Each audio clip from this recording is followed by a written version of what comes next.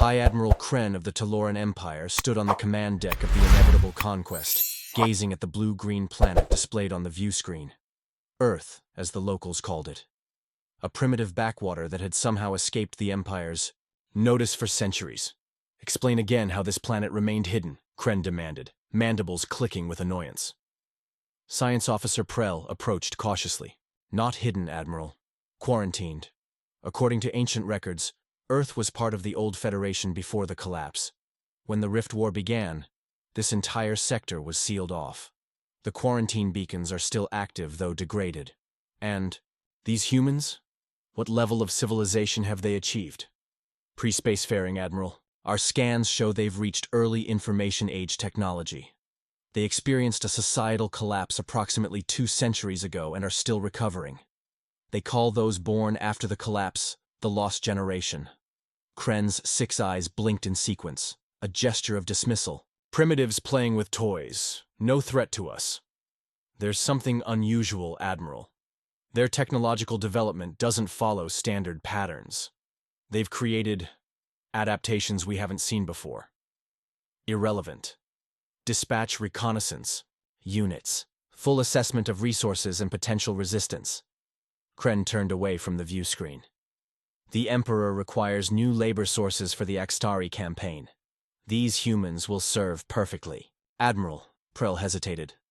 Regulations state we should contact the Galactic Council before breaching a quarantine zone. Kren's carapace darkened with anger. The Teleran Empire doesn't ask permission to claim what is rightfully ours. The Council has grown weak, pandering to lesser species. He gestured at Earth. Look at them. They've been abandoned for centuries. We're doing them a favor by bringing them into the Empire. Preel said nothing, only noting the entry in the ship's log. Prepare diplomatic overtures, Kren continued. We'll present ourselves as allies, offer limited technology, Standard Protocol 7. Protocol 7 requires that we— I know what it requires, Kren snapped. These humans have been isolated for generations. They know nothing of the galaxy. They'll believe whatever we tell them. On the view screen, Earth rotated slowly, cloud systems swirling across its atmosphere. Kren felt the anticipation of an easy conquest. The Teleran Empire had subdued hundreds of worlds more advanced than this one. His career needed this victory. The Emperor was growing impatient with the slowing pace of expansion. Deploy the atmospheric probes, he ordered. I want detailed analysis of their population centers, defensive capabilities, and resource concentrations. As the probes launched toward Earth, Kren allowed himself to imagine the commendation he would receive.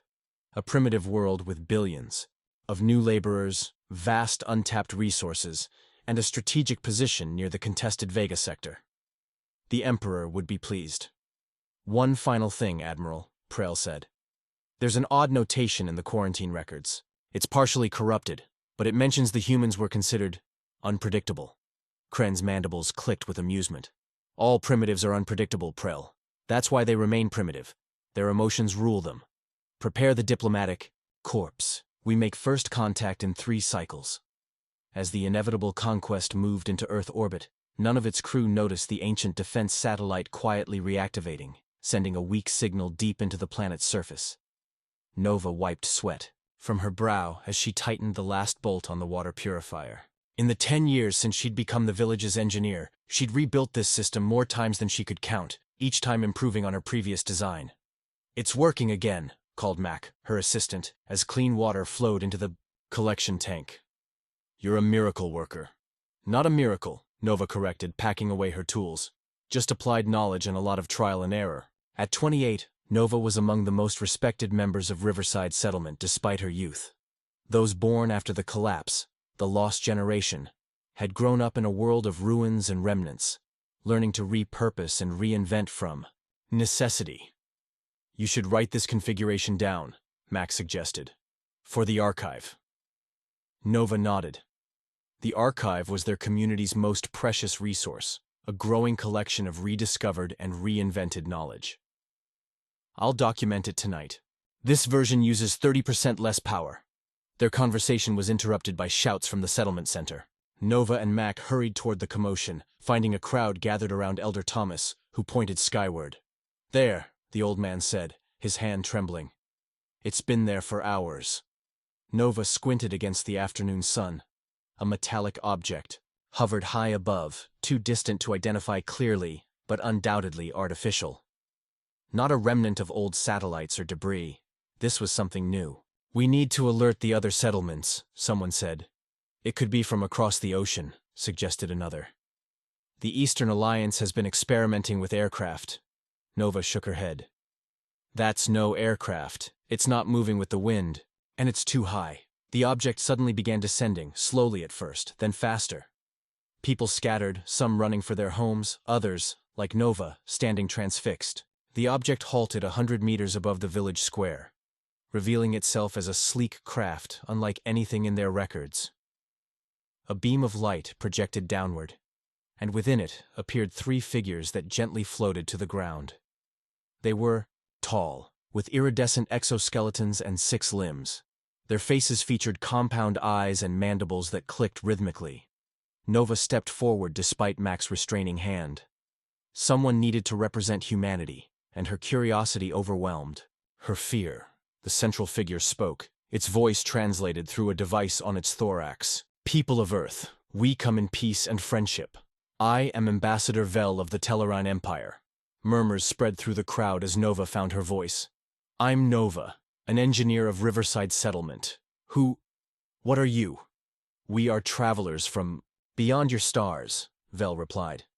Long ago, your world was connected to a vast community of civilizations. Unfortunate events led to your isolation. We have come to reconnect you with your galactic heritage. That night, as the visitors established a cultural exchange center at the edge of the settlement, Nova couldn't sleep. The Telerans spoke of wonders beyond imagination, faster than light travel, instant communication across vast distances, medical technology that could cure any disease. Why now? She asked Mac as they watched Teloran workers unload equipment.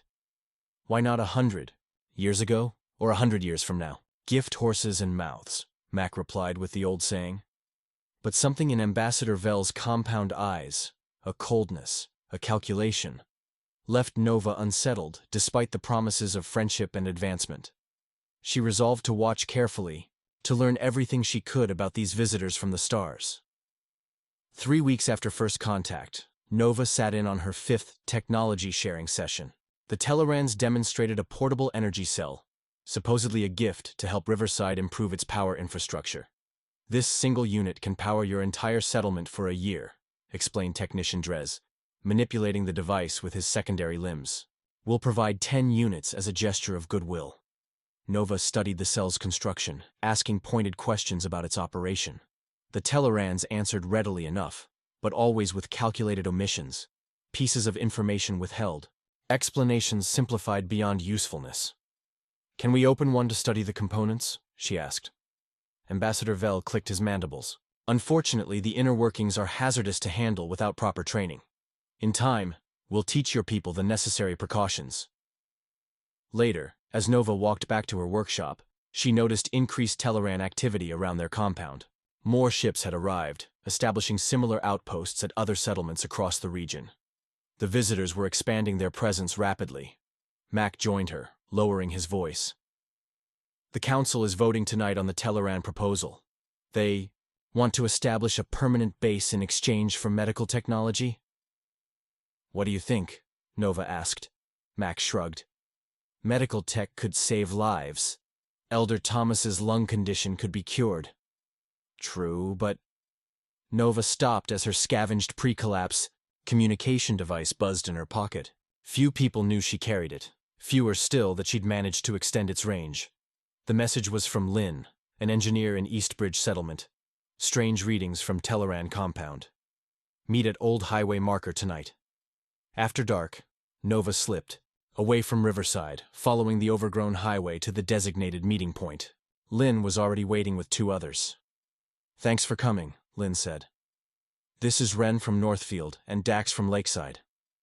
Dax spoke first. I've been monitoring Teleran communications. They're using old satellite frequencies they think we can't access. What have you heard? Nova asked. They're assessing us, Ren said grimly. Labor capacity, military potential, resource extraction points. I heard one transmission refer to processing centers. Dax pulled out a makeshift receiver. Listen to this. I recorded it yesterday. Scratchy Teleran voice emerged. Preliminary assessment indicates minimal resistance capability. Human adaptability makes them suitable for labor on Vector and the mining colonies. Begin Phase 2 preparations. Admiral Kren expects facilities ready for processing within 30 cycles. Silence fell over the group as the recording ended. They're not here to help us, Nova said finally. They're here to use us, Lynn nodded. But what can we do? Their technology is centuries beyond ours. Nova thought of the archive, of the ruins they'd been exploring for generations. Maybe not. Remember, the sealed bunker in Sector 7? The one with the old military markings? The one we couldn't open? Dax asked. I think it's time we tried harder, Nova replied. There were rumors about underground complexes that were sealed during the collapse. If Earth was once connected to galactic civilization, maybe some of that technology still exists. Even if it does, Ren argued. Would we know how to use it? Nova's expression hardened. We're the lost generation. Figuring out how to use broken things is what we do best. They agreed to meet again in 2 days. As Nova returned to Riverside, she noticed more Teleran ships in the night sky. Dozens now, their lights forming new constellations. Time was running out. The abandoned military bunker had defied previous attempts to enter, its entrance sealed by technology beyond their understanding. Now, with renewed determination, Nova and her growing network of skeptics returned with improved tools. The Telerans are focusing on the settlements, Nova told the group as they worked. They're overlooking places like this because they think we've forgotten them. After hours of effort, Dax's repurposed mining laser finally cut through the outer door's locking mechanism. The massive door slid open with a groan, revealing a dark corridor that had remained sealed for over 2 centuries. Power's still on, Lynn observed, noticing the emergency lights that flickered to life as they entered. Must have its own geothermal system. They moved cautiously through the facility, finding laboratories, living quarters, and finally, a central command room. When Nova approached the main console, it illuminated, scanning her with a beam of light. Human life sign detected, announced an automated voice. Authorization. Basic access granted. The screen displayed. Earth Defense Network. Quarantine. Protocol active. 217 years, 122 days since implementation. It knows we're human, Mac whispered. This was built for us. Nova navigated through the system, her engineering background helping her understand the interface. This is incredible. According to this, Earth wasn't always isolated. We were part of something called the Galactic Federation. Why were we quarantined? Ren asked. Nova found the answer buried in fragmented records. There was a war, the Rift War. Some kind of weaponized psychic plague was spreading. Earth was quarantined for protection, not imprisonment. What about the Telerans? Dax asked. Are they mentioned? Nova searched further. Yes. They were a minor species during the quarantine implementation. Since then, they've apparently built an empire through conquest. They're listed as an expansionist threat. The group spent hours downloading information to their devices. They discovered that humanity had once been respected and feared for their adaptability and unpredictable innovation, particularly during crises. The Teloran Empire preferred stability and hierarchy, viewing human unpredictability as dangerous. In a secure storage area, they found technology that had been preserved for future generations: weapons, communication devices, and data crystals, containing scientific knowledge far beyond their current understanding. Look at this, Lynn called, examining a schematic. These are defense satellites. They were placed in orbit before the quarantine. Most would have failed by now, Nova said, studying the designs. But maybe some components are still functional. As they prepared to leave with their discoveries, a final database entry caught Nova's attention. Project Phoenix. Implementation of emergency technological recovery in case of civilization collapse. Distributed caches established worldwide. Activation requires quantum resonance key. There are more bunkers, she told the others, and they were designed specifically to help rebuild after a disaster. Outside, they noticed increased Teloran air traffic. Their ships were becoming more numerous and less concerned with stealth. They're getting ready for something, Mac observed. The processing they mentioned. Nova looked at the technology they'd salvaged. We need to spread this information to every settlement, and we need to find more bunkers. What about the Teleran gifts? Ren asked. The energy cells? The medical technology? Examine everything, Nova replied. Look for surveillance, components, control mechanisms. I doubt their gifts come without hidden costs. As they separated to return to their settlements, Nova felt both hope and urgency. The Telerans had miscalculated by assuming humanity had lost all connection to its past. Now she understood why Earth's isolation had been called a quarantine, rather than an abandonment. The lost generation was about to find its heritage. Admiral Kren stormed through the command center of the inevitable conquest, his exoskeleton flushed dark with rage. Explain, he demanded, confronting Science Officer Prell, how primitive humans discovered one of our surveillance nodes. Prell's mandibles twitched nervously. It appears they reverse-engineered one of the medical scanners, Admiral. They found the transmission components. Impossible. Their technology is centuries behind ours. Kren examined the reports again. And now you're detecting energy signatures from previously dormant locations? Yes, Admiral. Underground facilities are activating across their planet. And we've lost contact with 3 reconnaissance teams. Kren's compound eyes narrowed. Accelerate the timeline. Begin landing operations immediately. I want processing centers established within 5 cycles. Admiral, Preel objected. Protocol 7 requires gradual... Protocol 7 assumes primitives remain primitive, Kren interrupted. These humans are becoming problematic. Deploy suppression forces to the largest settlements. Use the sonic pacifiers. On Earth, Nova had established a global communication network using salvaged pre-quarantine technology. Reports flowed in hourly. 13 more bunkers discovered, defense systems partially restored, Teleran gifts dismantled to reveal tracking and mind-influencing technology. In Riverside's meeting hall, converted into an operations center, Nova coordinated their resistance plans. The Telerans are mobilizing, Lin reported, monitoring communications. They've abandoned the diplomatic approach. Troop carriers are entering the atmosphere. What about our orbital assets? Nova asked. Dax looked up from his console. 6 defense satellites are partially operational. We've restored basic targeting capabilities, but weapons systems are degraded, Nova nodded grimly. Focus the satellites on their command ships. We can't win in space, but we can disrupt their coordination. The first Teleran assault came at dawn. Massive ships descended on major population centers, deploying sonic weapons that drove humans to their knees in pain. But the Telorans found fewer targets than expected.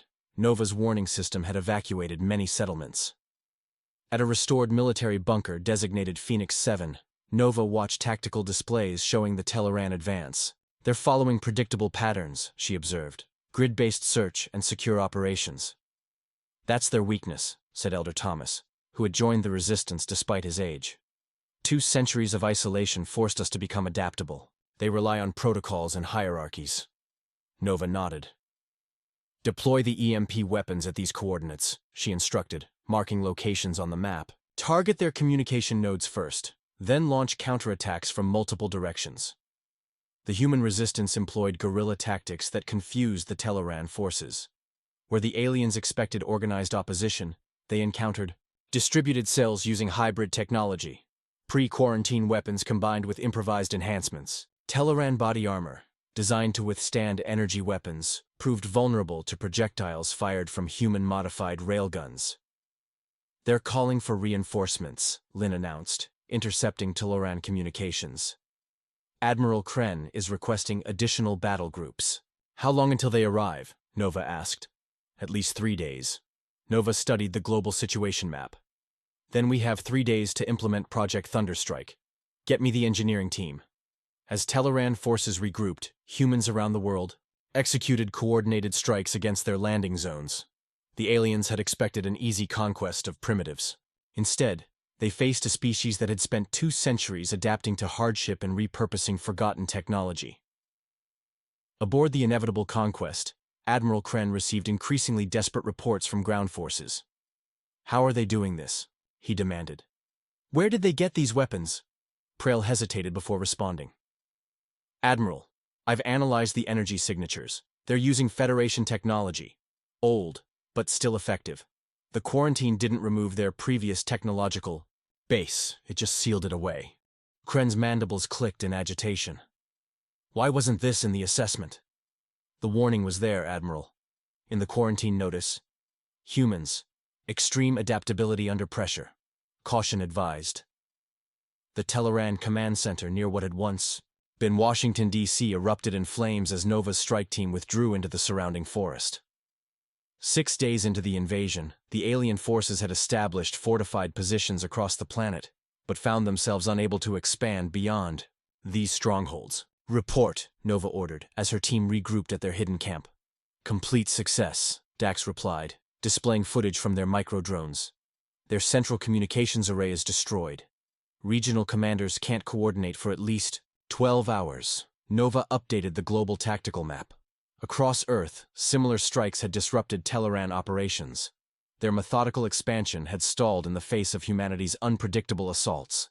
The Telerans are adapting, Lin warned, analyzing enemy movements. They're decentralizing command structures, becoming less predictable. That's because they're scared, Elder Thomas observed. Their entire military doctrine is built on overwhelming force and technological superiority. Now they're facing neither. Nova looked up as Mac rushed into the command tent. The satellite network is fully operational, he announced breathlessly. Project Thunderstrike is ready. Nova took a deep breath. Thunderstrike represented their greatest gamble, using the restored defense satellites to deliver a concentrated electromagnetic pulse to the Teleran fleet.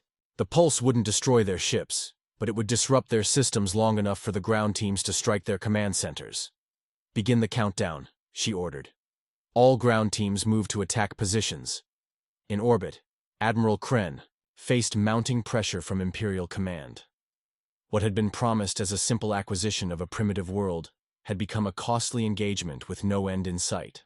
These humans, he muttered, reviewing combat footage. They don't fight like any species we've encountered. Science Officer Prell, who had grown increasingly concerned about the campaign, offered an observation. They're using our technology against us, Admiral. Not just their recovered artifacts, but our own weapons and vehicles. They capture one example, and within days they've not only mastered it but improved upon it. Impossible, Kren insisted. No species adapts that quickly. The quarantine records mention this capability, Prell reminded him.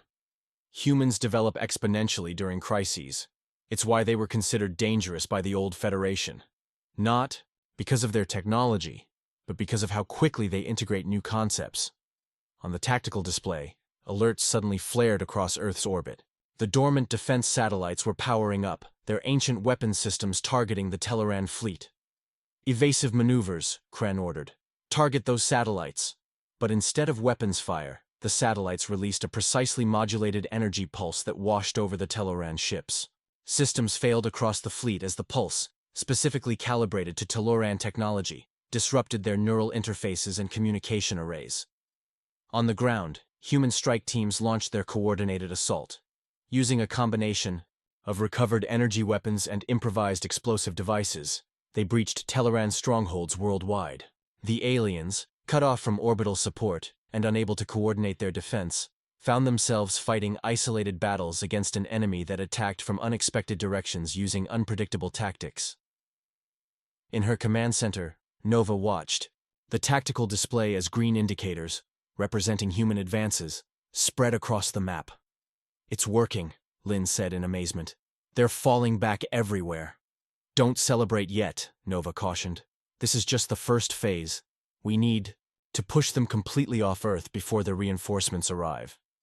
The battle raged through the night. The Telerans fought with discipline but lacked the spontaneous adaptation that characterized human combat. Where Teleran troops encountered an obstacle, they applied standard protocols. Humans, by contrast, improvised solutions unique to each situation. By dawn, the humans had reclaimed major population centers and forced the remaining Teleran forces into isolated pockets. In orbit, the alien fleet had withdrawn to a higher position, beyond the range of the aging defense satellites. Admiral Kren stood on his command deck, mandibles clicking in agitation as he received the latest reports. What had begun as an easy Conquest had become the Empire's most significant military disaster in a century. "The Emperor will have my carapace for this," he muttered. "Admiral," Prell reported, "sensors detect approaching ships. Multiple signatures, but they're not Imperial vessels." Kren's compound eyes focused on the tactical display. "Who are they?" "Unknown," Prell replied. "But they're broadcasting on Federation frequencies." The new ships arrived in Earth orbit, with a display of precision that demonstrated technological superiority without explicit threat. They positioned themselves between the Teleran fleet and Earth, their sleek designs unlike the angular Teloran vessels. On the inevitable conquest, Admiral Kren received a transmission request on a frequency he didn't recognize. When he accepted, a holographic figure appeared. A tall, four-armed being with crystalline skin that refracted light in rainbow patterns. "Admiral Kren of the Teleran Empire," the figure said. "I am Representative Thal of the Reformed Galactic Council. Your presence in a quarantined system violates multiple treaties." Kren's mandibles clicked defensively. "This system is unclaimed. The old Federation is gone." "Yet its successor endures," Thal interrupted. "The quarantine on Sol system was never rescinded. Your invasion constitutes a Level 1 violation of the Sentient Rights Accord." "We came in peace," Kren protested. "The humans attacked us. Our scans indicate otherwise. Withdraw your forces immediately, or we will enforce Council sanctions." On Earth, Nova and her leadership team received their own communication from the Ku. Newcomers. Representative Thal explained that the Reformed Council had detected the breach of Earth's quarantine when the Telorans disabled the ancient warning beacons. "You've impressed many council members," Thal told them. "No species has ever repelled a full Teloran invasion force, especially not after centuries of isolation." "We had help from our past," Nova explained, gesturing to the recovered technology around them. "Our ancestors left us the tools we needed." "But it was your application of those tools that proved remarkable," Thal replied. "The quarantine was established to protect Earth from the Rift War, but it had an unforeseen consequence. It created conditions for accelerated adaptation. What you call the lost generation is actually something unprecedented." Over the following weeks, the Teleran forces withdrew under Council supervision. Representative Thal and other Council members helped humanity re-establish contact with the galactic community. The quarantine was officially lifted, replaced with protected status that prevented exploitation while allowing human representatives to join Council deliberations. Nova stood on the observation deck of a Council diplomatic vessel, watching Earth grow smaller as they accelerated toward the Council hub. As Earth's newly appointed ambassador, she would be the first human in over 2 centuries to walk among the stars. "Are you nervous?" asked Thal, joining her at the viewport. "A little," Nova admitted. "We have so much to learn. And much to teach," Thal added. "The Council has grown stagnant in many ways. Your people's adaptability, your ability to innovate under pressure. These qualities are exactly what the galaxy needs." "The lost generation," Nova mused. "It turns out we weren't lost at all, just incubating." "The Telorans made a critical mistake," Thal observed. "They saw your isolation as weakness when it was actually your strength. They thought you had been abandoned, when in fact you were preserved." Nova smiled. "They underestimated us. They won't be the last to make that mistake." "No," Thal agreed. "But others will learn from their error." The story of how Earth's lost generation defeated the Teloran Empire is already spreading across the galaxy.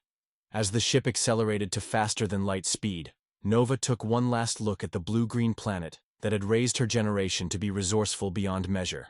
Earth hadn't fallen behind during its isolation. It had developed along a unique path, creating a society that valued innovation and adaptation above all else. The lost generation would now take those qualities to the stars, not as conquerors, like the Telorans, but as problem-solvers and bridge-builders. In a galaxy grown complacent with established patterns, humanity's unpredictable approach would change everything. Admiral Kren had been right about one thing. Earth's re-entry into galactic society would indeed transform civilizations. He had simply failed to understand it would be for the better.